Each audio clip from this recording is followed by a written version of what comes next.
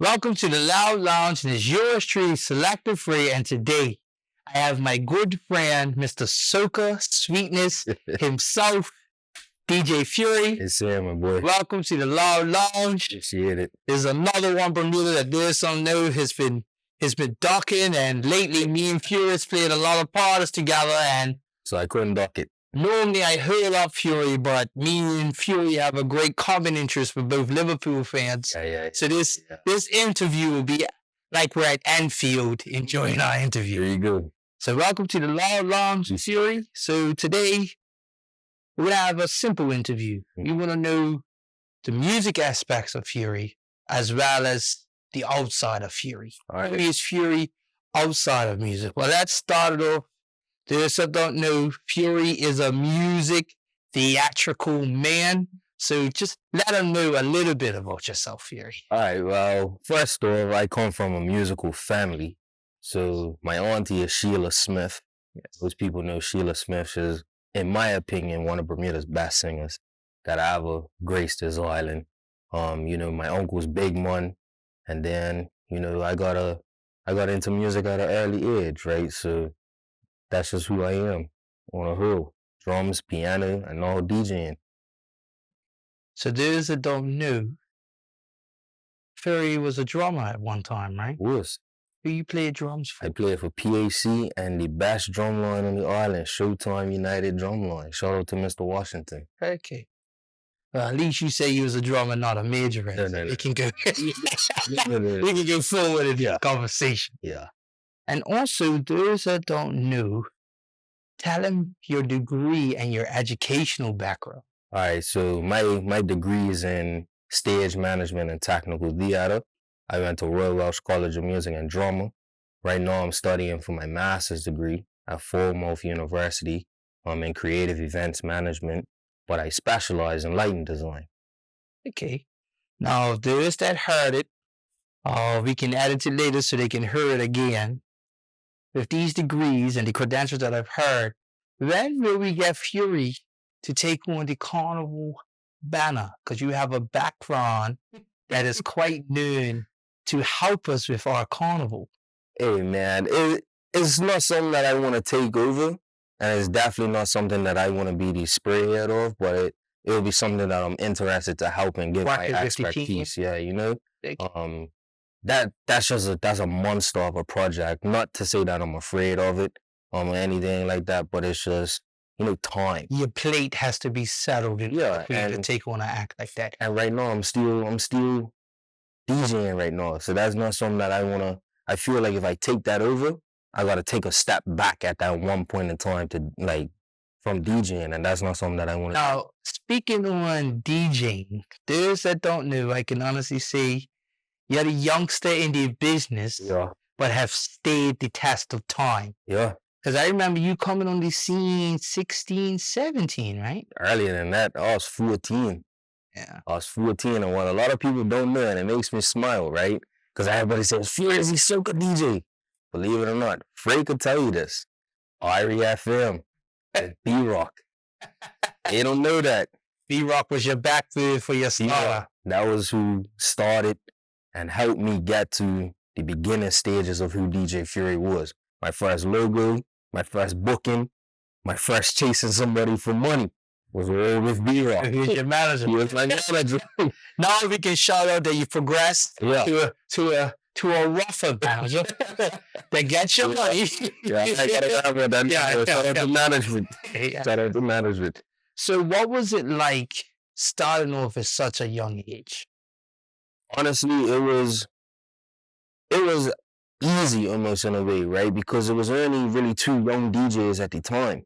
And that was somebody that I consider one of my closest people in DJing, and that was Cooley. Yes. Right? So it was only Cooley and Fury at one point in time. So when it came to house parties, when it came to high school parties, when it came to middle school dances and all that type of stuff, you're booking. That was us. We was there. If you saw Fury, you saw Cooley. And if you saw Cooley, you saw Fury. Because he didn't talk. I did. Or vice versa. Yeah. Let me say that the other way around. Switched. I didn't talk. He talked. And it's Jamaican, right? Yeah. So what? Mr. Courtney. Yeah, Mr. Courtney. What? His government name, Yeah. Courtney. And guys don't even know this. I met Courtney. He was in my platoon in Army Cadets. So before he was DJ Cooley, he was, and let me not say that, I don't want to give you a props. He was Private Stevenson's. Private Stevens. I didn't even know that. He was an Army cadet. Yeah. And Right, so he was a G.I. Joe. I weren't that deal. I went up there to experience something different and to, settle me down a little bit. Okay. I like to live life. Okay. And that settled me down. That brought you more well-grounded, yeah, out of foundation. 100%. But I always had the foundation. Yeah. It was just, you went through your era. Yeah, I was quick with my words. And I'm not going to lie, I had a little bit of an attitude probably. Oh, okay. That settled me down. And also, those that don't know, I can shake this man because there's a Devonshire coat. Yeah. You can have this laugh. Who would have thought? My boy Fury is a footballer, goalkeeper, right? No, I played up top at one point. I played striker. I played in goal. I want to is this big. But outside of music, I come from a very athletic background, like a very athletic family. So you was a striker? Yeah, and I played in goal for a little bit, and then in school I played on back. Right back? No, I played center back. Okay. So you went from being Viduka. I'm playing most sports, but football was definitely that's the family sport. But me and you, from talking outside this, because I can honestly say we've started a friendship. Yeah. We have a common friend, Mr. Hype Milo Miles. Yeah. He broke you into badminton. Yeah. I know you got hit with that. Some people will say birdie, but to be politically correct, the shufflepuck hit you a couple of times in the extreme. It did, but that taught you hand-eye coordination, right? And big shout out to Uncle Harold. Yeah. Your boy used to have me on BAA on a Thursday night. Yeah. Take me home 10, 11 o'clock. It's out of all I was out there. And then he used to take me to flip it Angle Street.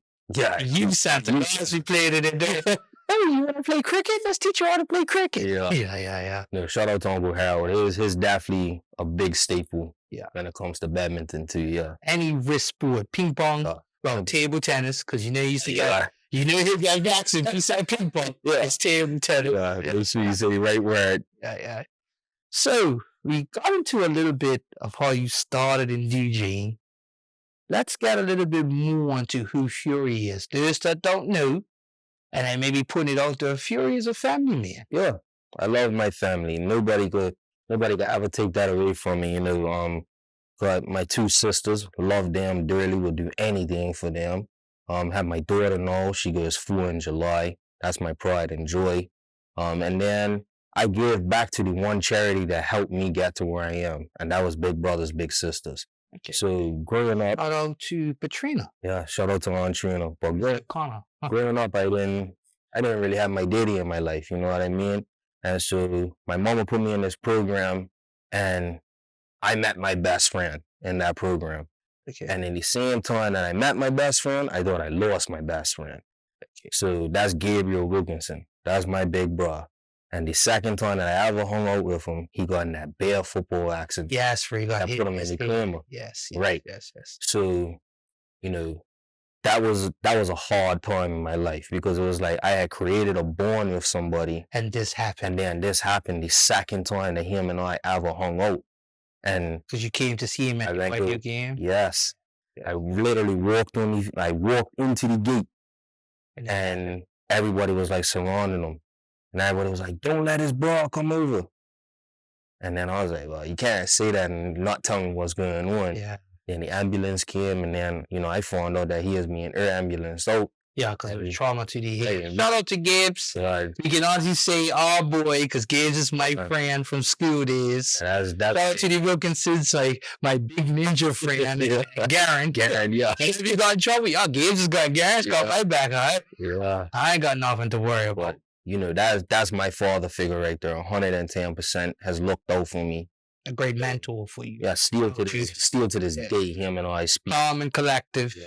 He was my karma at one point. And we all know there's a don't know. Gabriel had a demon temper too. If you push to his button, 100%. So like, I was at Barkley, right? Yeah. And Gibbs was a gym teacher at Barkley, and it was at one point where they used to say, "Don't even call his mama, just call his bra."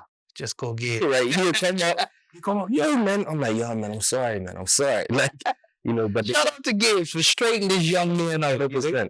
But then, like I said, I gave back to them as well. Yeah. And I got matched with a young man named Nayaz, 4 years ago. He's 15 now. And no, I don't need a son. And I say that 110% because that is my boy right there. Okay. Like, So how do you feel about that partnership? Because believe it or not, us having this conversation also make me feel I wanted to get into that. Mhm. I found there's a young man that I work with. His name's Lan Macedo. It's a little Portuguese guy. I'm teaching DJ, and I kind of understand the rule because now I'm being his mentor. Mhm. Now, Bermuda, if you see this little Portuguese boy with me, I ain't done nothing wrong. That's my partner, and I'm his mentor teaching in DV. It's definitely been an experience. It's been a journey. Different things that I never thought that I would have to experience because I don't have a son, right? But then at the same time, I understand where he's coming from because he doesn't, right, and he doesn't have his father, right? Yeah. So, unfortunate circumstances with his father. Yeah. But I'm able to relate with him. Yeah, the conversation and how to tell them and say, look, it's not what you think. I'm the living testimony of what it Exactly, right? Yeah. So, your parents used to say, I weren't born this size. Yes. I have to tell him that sometimes too, right? Where he'll ask me something and I'm like, bro, I wasn't born this size. I'm not that much. I'm older than you, but I'm not that much older than you. So you can't finesse me. So does he greet you with the unk? No, he doesn't. It depends on the day. Sometimes I get what's up, bro? And then depending on what type of mood is in, sometimes I got what's up, pops. Right? So it really depends. So like on my birthday the other day, his message had both of them in there. What's up, so, what's up, pops? He was like, yo, bro, have the best day ever. And then at the end, I was like, love you, pops. You never know which way translation of the message. So, and then, obviously, he's young, so he be sending me messages sometimes. I have to go on, Google to figure out what it's talking. Translate. What? Google Translate for these younger kids, man. Yeah. Especially the emojis and the phrases. You don't know what to talk about. Brother, bring it to me in English. You don't understand it. Do you understand? Please be English. I'm trendy, but I'm not that trendy. 100%. 100%. So, as a young DJ, you emerged into the scene, and shout out to the general, and also got a shout out to Rody Kid. Yep. What was it like? Because it's I can honestly say from an outsider looking at your career, you got thrown into the fire very fast. Yeah. So in the Soca scene, like you said, shout out to the general. It was, introduce myself to him, started doing Soca Sweetness, a little hour here, hour there, all that type of stuff. And then that just progressed into, yeah, bro, okay, well, you're coming along the ride for Carnival. Yeah. And then that turned into me making my international debut at 16 years old. A lot of people don't know this. At Red Rooster, I was on the flyer, and they didn't let me in because I weren't 21. And I was... So you got all the way on the trip. Right. What it did. And eventually they let me in, right? They let me in because it was like, yo, your boy's on the flyer type of thing. But that was before times, the times that we in now, where if you're on the flyer, they'll just give you a little axe and say you're not allowed to drink or something like that there. But, shout out to him. That was at 16. And then at 18, I would consider my biggest international gig still to this day was Cayman Carnival. I had a different... What was that? What was that like? That was crazy. Changed your life. It was a rough trip. It was a rough trip. I had some issues with my laptop. And I will honestly say that was the first time that I created a set DJing. And I never created a set ever again. Oh, you didn't go to your playlist? No, a lot of guys, you did? I did. And what happened was, and shout out to my big bro, Dr. Eson from Miami. He was micing for me because at the time I didn't talk.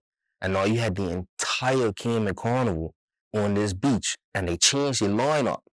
They changed the lineup right before I was going on.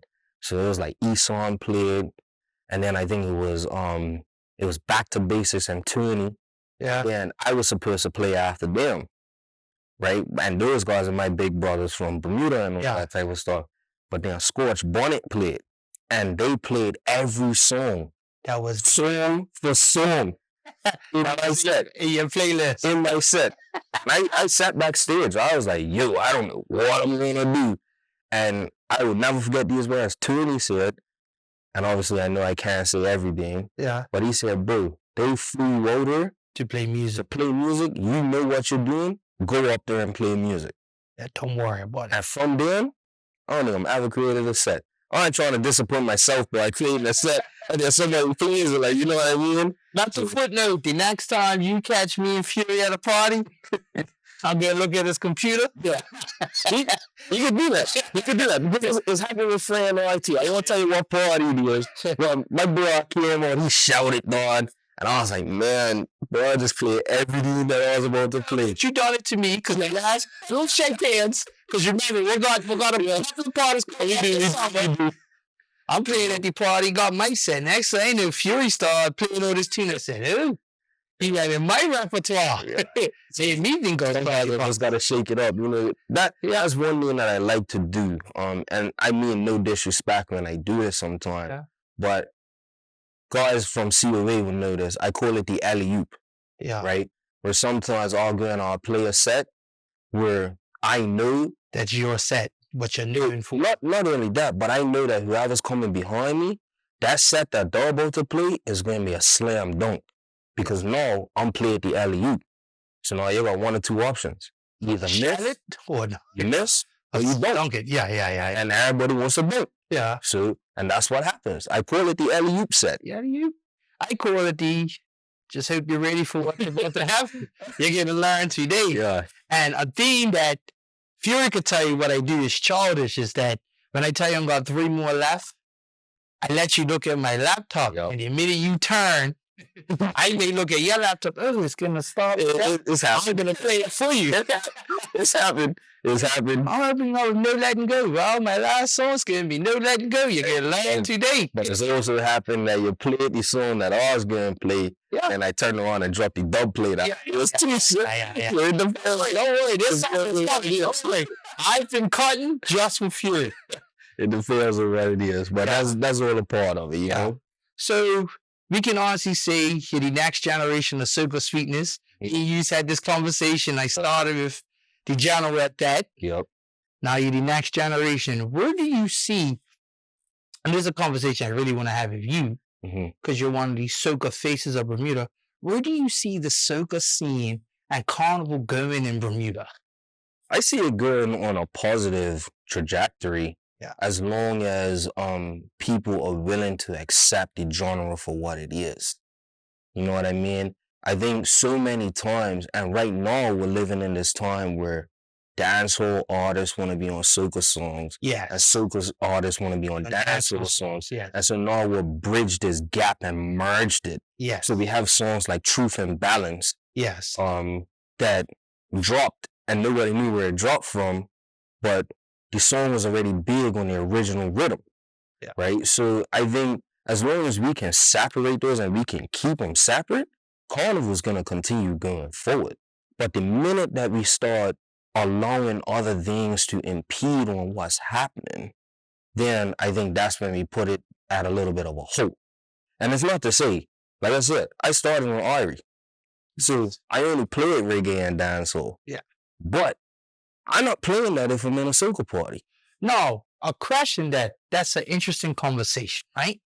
So we can say based on, because we can say you're a soca DJ. Can you say the soca culture of Bermuda is a little unique compared to like Cayman Islands and the other places? Yeah. Because even though we can honestly say, I'll look in the camera and say this, Bermuda is really a dancehall reggae crowd.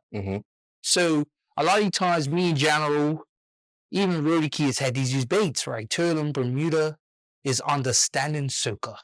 But me, I always say at a soca party, give them your top 10 reggae to give it balance. It depends on what it is, right? So you gotta know what party you're at to be able to do it. The crowd and So I can talk about Evolve in particular. Last year at Evolve, one of the highlight moments was in the middle of my set, I just made a live remix right on the spot, right? your stamps. Like with the stems. And everybody was doing line dancing in the middle of this party, right? And for me, at the time when I done it, did I consider it risky? 100%. But then when I got the cosign from people like Rusty and people like Jester, I said, okay, well done. This is the time that this was supposed to happen. Just bridge that gap. However, if I go into a party like Veta, don't expect me to do that. Because I'm only going to rent soca music during that event. So you have to understand the crowd and the time. The crowd, the time, and all of that type of stuff. So speaking on that, right, we'll put it out there. Young Cho, Rico Suave, and Kevin Cron.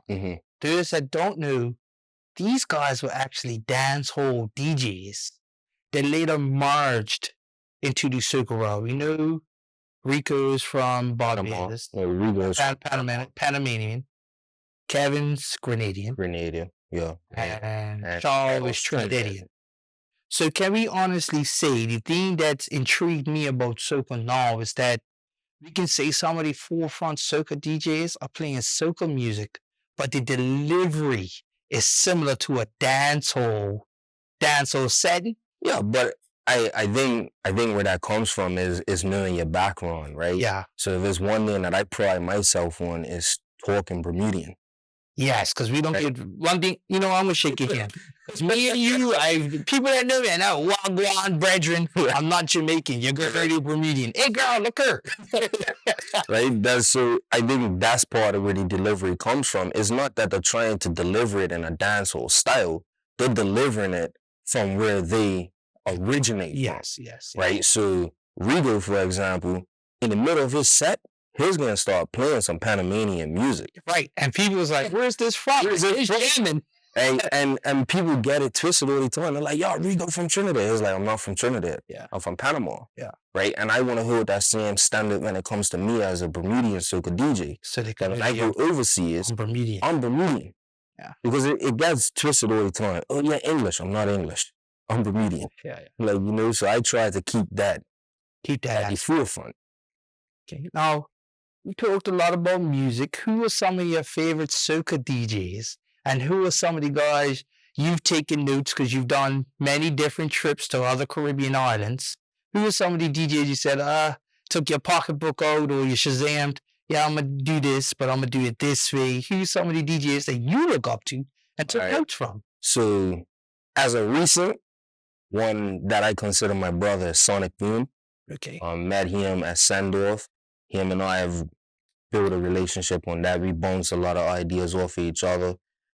Milo Miles, that's Big Bro right there. Okay. Anytime I go to New York, he makes sure I'm straight.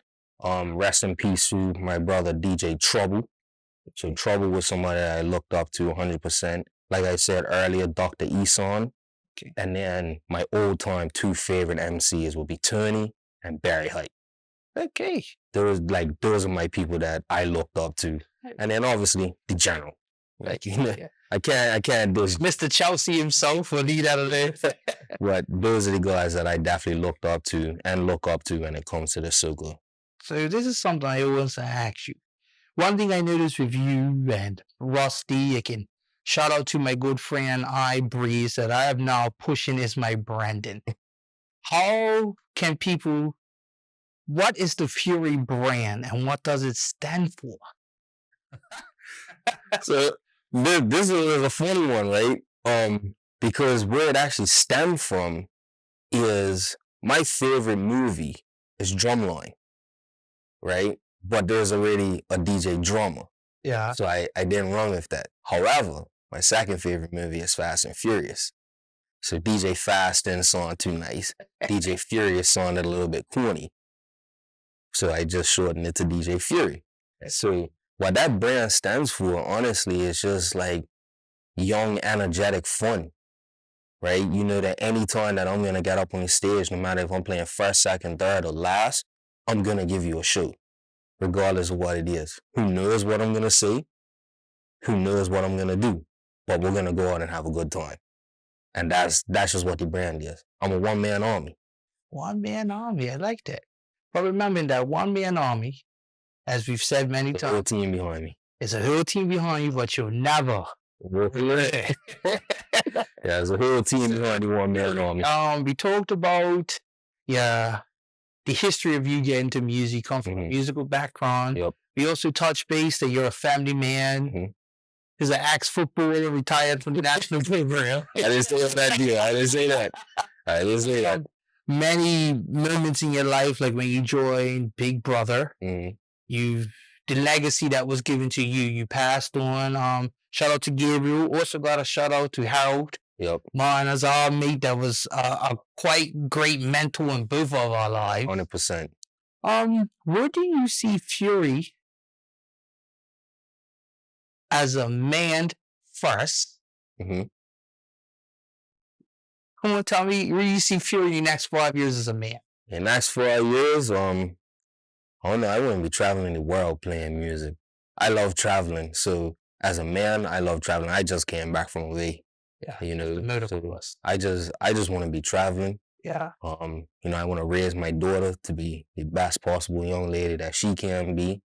And that's really where it is. Okay. Where do we see Fury, DJ Fury, not DJ Fury Furious, DJ Fury, in a production side, because you do have a tuned ear for music from a musical background. Where do you see yourself in a production side producer? Do you feel, as Rusty has paved the way for Bermudian DJs to get in that side, can we see Fury's rhythm coming out with local and international artists coming out? Nah, I don't think so. And it's not to say that I don't do it to enjoy it. You know, I go in my studio and I'll work with my best friend who goes by the name of Ethos. Yeah. He lives in LA right now. You know, him and I work together, do some collaboration projects and stuff like that. But that's not the forefront of who I am. Okay. I'd rather sit in the studio and listen to other people create stuff and give pointers here and there and say, maybe you probably shouldn't have said that. Yeah. Or, do you really live that? Like, maybe that's not the way to go. I think that's where I benefit from. You're more on the production side. Yeah, everybody else can do their thing. I want to sit in the background. And where do you see Fury, the brand and DJ, within the next 5 years? Traveling DJ. Traveling. That's what I can say is a traveling DJ. I don't normally do this because you're my maiden. A lot of guys are gonna look at this interview and saying I'm biased. But look in the camera and tell them how to book you, find you, and link you. All right, so yeah, you could book me at official DJ Fury on all social media platforms, or you could hit me up djfurybookings@gmail.com. I can't give you my manager's number because I don't know it offhand. But you can DM to find them. You can DM and I'll sort you out. So Fury, on behalf of the Law Lounge, yours truly, Selecta Fray. This has been a great interview from you. This is somebody I had a track down, chase, done 50 parties together. Yeah. Shout out to Owen to finally get this interview because ducking. He wore his tracksuit because he thought he had a run and leave for it, but we finally got it done. This tracksuit, don't feel about his tracksuit. This OVO, man. Okay, Drake. So, there's the Loud Lounge of yours truly, Selecta Fray, and my good friend, I can now say my brother, DJ